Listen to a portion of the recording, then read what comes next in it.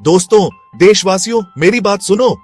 एक दिन जो किसी भी दूसरे दिन की तरह शुरू हुआ, पहलगाम की शांत सुंदरता चकनाचूर हो गई।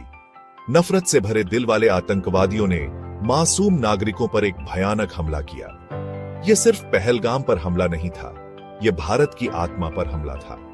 हमले के पैमाने ने पूरे देश में सदमे की लहर भेज दी। इससे पहले हमने ऐसी बर्बरता, मानव जीवन के लिए इतनी घोर अवहेलना कभी नहीं देखी थी।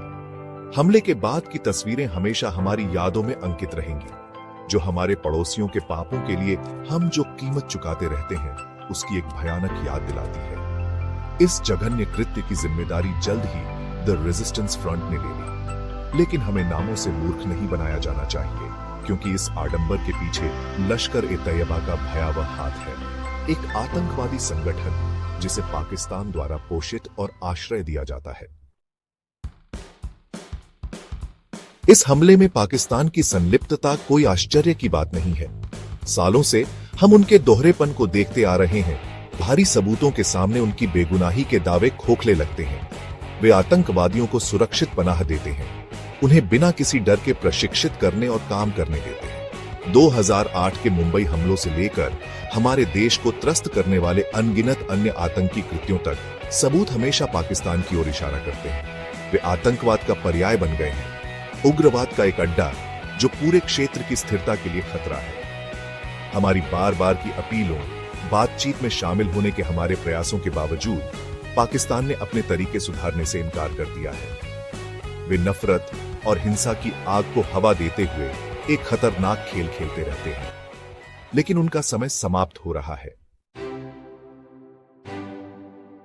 भारत इन आतंकी कृत्यों से नहीं डरेगा। हम अपनी संप्रभुता और अपने लोगों की रक्षा करने में संकोच नहीं करेंगे। पहलगाम हमले के बाद भारत ने ऑपरेशन सिंदूर शुरू किया, जो आतंक के बुनियादी ढांचे को ध्वस्त करने के उद्देश्य से एक सटीक और लक्षित सैन्य अभियान था। हमारे बहादुर सैनिकों ने अटूट संकल्प के साथ दरिंदे के दिल पर वार किया। पाकिस्तान के कब्जे वाले कश्मीर और पाकिस्तान में आतंकवादी शिविरों को निशाना बनाया गया। उनकी संचालन क्षमता को पंगु बना दिया गया। संदेश जोरदार और स्पष्ट था, भारत आतंकवाद को बर्दाश्त नहीं करेगा। यह आक्रामकता का कार्य नहीं, बल्कि आत्मरक्षा का कार्य था। नागरिक हताहतों से बचने के लिए हर संभव प्रयास किया गया। हमारे निशाने सावधानी से चुने गए थे, हमारे हमले सटीक थे। हम हिंसा के चक्र में नहीं फंसेंगे, लेकिन हम अपना बचाव करने से भी पीछे नहीं हटेंगे। ऑपरेशन सिंदूर ने आतंकवाद के खिलाफ भारत की लड़ाई में एक महत्वपूर्ण मोड़ ला दिया। इसने एक स्पष्ट संदेश दिया कि अब हम अपने पड़ोसियों के कार्यों के बंधक नहीं रहेंगे।